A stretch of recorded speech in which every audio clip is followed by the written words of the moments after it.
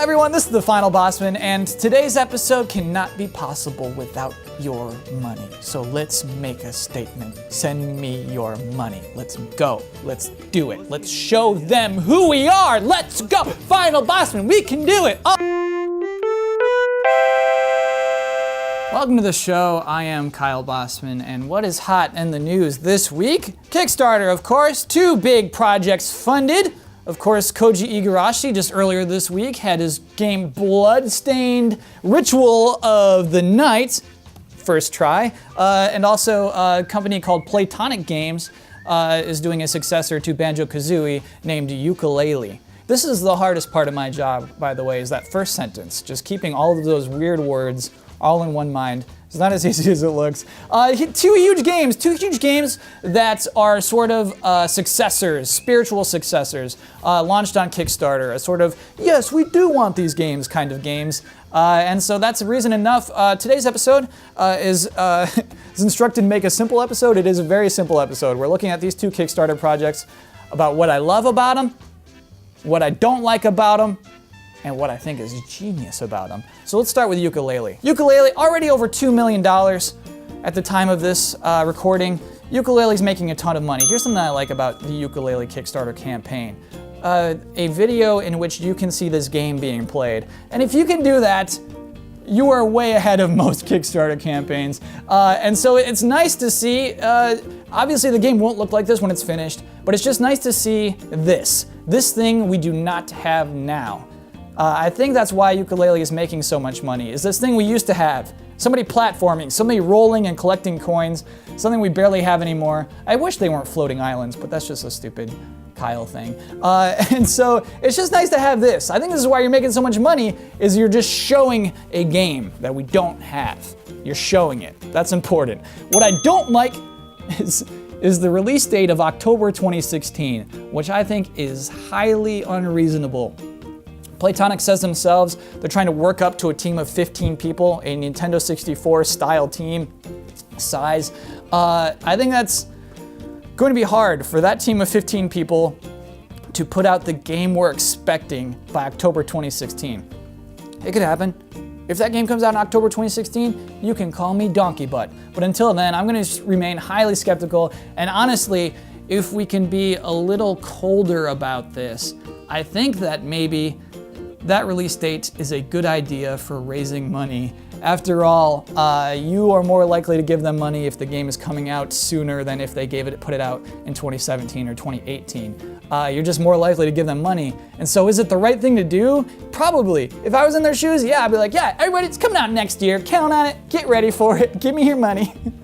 But I don't think that's likely. But it is the right thing to make money. Gosh, regardless, I don't like it. What I think is genius are these googly eyes on this painting. Obviously, I don't think googly eyes on a painting is genius. I think it's stupid. You know I think that's stupid. You can't just, because it's alive now. You can't put googly eyes on a painting because now the painting's alive and it thinks. And now it just stares at us staring at it, and it's stuck on a wall. You're not thinking this through. Think of the ramifications of putting googly eyes on a painting, you numbskulls. However, why I think this is genius is that it is so stupid. This is the dumbest thing you could possibly put on a painting is googly eyes. But it's not so much like a nostalgia play, just like, look, Banjo-Kazooie had googly eyes, now we got googly eyes. It's basically a declaration of freedom. Now this team, Platonic, can be as dumb as they want because they're their own bosses and you are the people who hire them, I guess. They can just put googly eyes on anything, put them on the stars. You know what? Yes, please, by all means, you're free now. You can be as stupid as you could possibly dream. And it is very stupid. There's googly eyes on these little pieces of paper. Not this one though. That one there is that's a regular piece of paper. It has no thoughts. But these other 2, they do think. Let's talk about Bloodstained Ritual of the Night. This, of course, is a Castlevania game. The funny thing about Yooka-Laylee is in their Kickstarter video, they say the words Banjo-Kazooie within, I feel like, the first 3 seconds. They're not being shy about it. I think the words Castlevania are never said out loud anywhere on the page for Bloodstained. However, you know what's happening here. This is a Castlevania game. Igavania is said out loud, so at least there's that. Igarashi is putting together, here, I'll skip to what I like. What I like This is a very honest Kickstarter video. Here's the one part I love the most. Here, listen to Igarashi right here. このタイプのゲームを理解し、支援してくれるパートナーは見つけました。しかし、支援を受けるためには、市場のニーズがあることを証明しなければなりません。そのパートナーに支援いただくには、市場のニーズがあることを証明しなければなりません。So what he's saying is, hey, your Kickstarter money is not all of the money that goes into making this game. Yes, more Kickstarter videos should say that. Instead, we do get a lot of games where eventually, they need a publisher now. And so yes, they have to team up with a publisher. Many people are giving money to this game. The Kickstarter thing is not the entirety of it. Instead, he's saying, hey, this is basically a proof of concept. This is saying, hey, people are willing to spend money, and that's all I need you to do is just say you're willing to spend money on this. I'll take care of the rest. That kind of honesty is very much appreciated. What I don't like the screenshots. I don't like this concept art from Inti Creates, a game developer. Why I don't like it? Probably because of Mighty Number 9, probably because of what we learned about that. I will eventually make an episode about Mighty Number 9. I will not do it now. Because whenever I'm ready to make a criticism, I see comments that are just like, hold off, it's still in development. I've spent a lot of money on this game, it could still work out. When that game does come out and it looks the same as it does now, I'll tear into it. Until then, whatever. Anyway, don't make a concept art that looks like a screenshot if that's not at all what your game is gonna look like. It's not likely the game will end up looking like that if it is 2.5D. It'll probably have sweet computer-generated backgrounds like Symphony of the Night, which is even better. But so yeah, why do a screenshot like that? Just do what Yooka-Laylee did. Delay another 3 months and come up with something. Have a game that functions first, maybe, and then also Yooka-Laylee, do what Bloodstained did for its release date. Bloodstained's not coming out till March 2017. That's realistic. Thank you. Yes, that is probably when that game is going to come out. They can learn from each other. Here's what I think is genius about Bloodstained. Earlier, I guess a week ago, on the Monday of last week, there was a website where you would choose a sword or a whip. I think it was swordorwhip.com. And then that put you into Team Sword or Team Whip, and it's all leading up to this announcement. Turns out that doesn't matter one bit what team you were on or how many people were on each team. What that does do is made us interested. Everybody loves to be like, oh, I'm team this is my opinion, and I'm on a team now because of it. Team Jacob, it's all the whole thing. It was way back from Team Jacob. That is genius to me because, as Igarashi said, all he's trying to do with this Kickstarter is drum up interest. And so the way we drum up interest these days is Twitter and message boards and comments on YouTube and just Facebook maybe. What he's done is he's made his game cool, and that is harder than anything. If you make your game cool, you make people want to give you money because they think it's cool, you've accomplished a lot, and that is why I think that is genius. And that is why today's episode was so simple.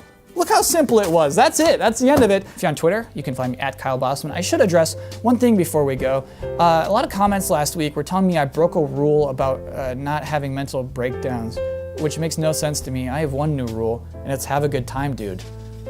So I guess you need to pay attention more or something. I did also break a rule 2 weeks ago about touching my nose, and I forget who called me out on it first. It gets really complicated when people are also on Twitter telling me about it, and then they, Twitter and the comments and the YouTube comments. It's getting very hard to keep track of who's telling me I broke a rule first. So what we're gonna do is basically a Tomb of the Unknown Soldier. We're just gonna put you here. You are the person who told me that I touched my nose first. That's you. Oh, look, you got a dress. Okay. This marker's dying, so you're a little faint. So basically you're a ghost. All right, so that's our Tomb of the Unknown commenter. I will be back here next Wednesday. Hope to see you then. Thanks for watching.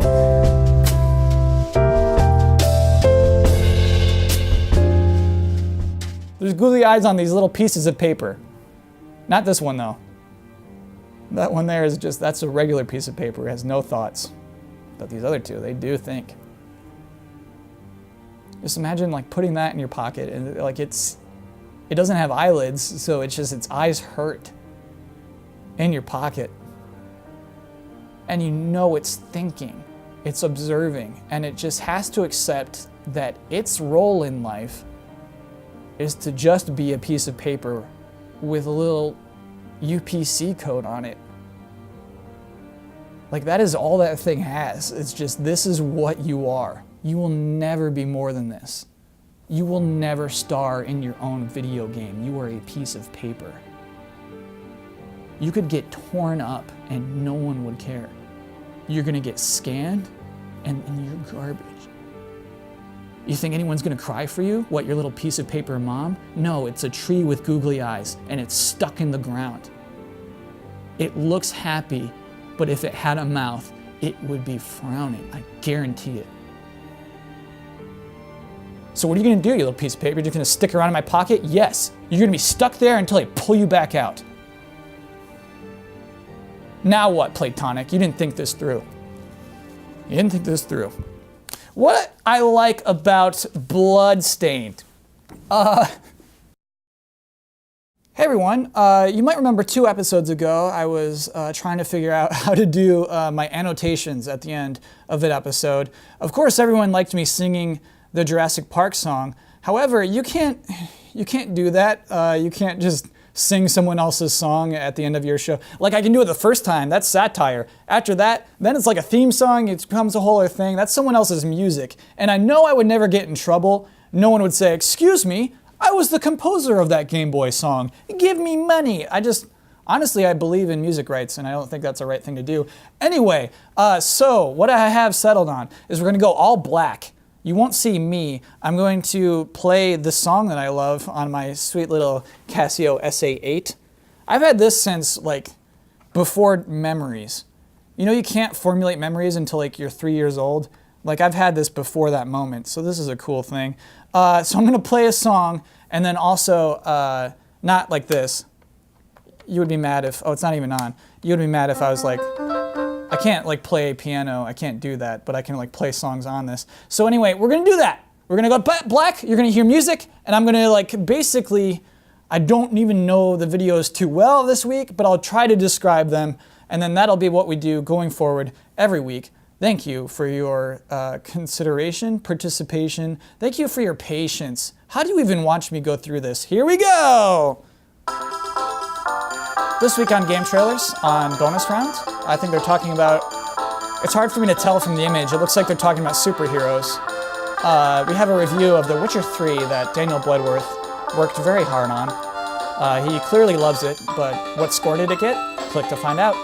Of course, if you're on YouTube, you can subscribe to both of our channels by clicking on these buttons. Anywhere else, they are not buttons. If you're watching on your phone, don't try to click that. If you're watching on your computer, on GameTrailers.com, don't click those buttons. They're not buttons. Okay, see you later.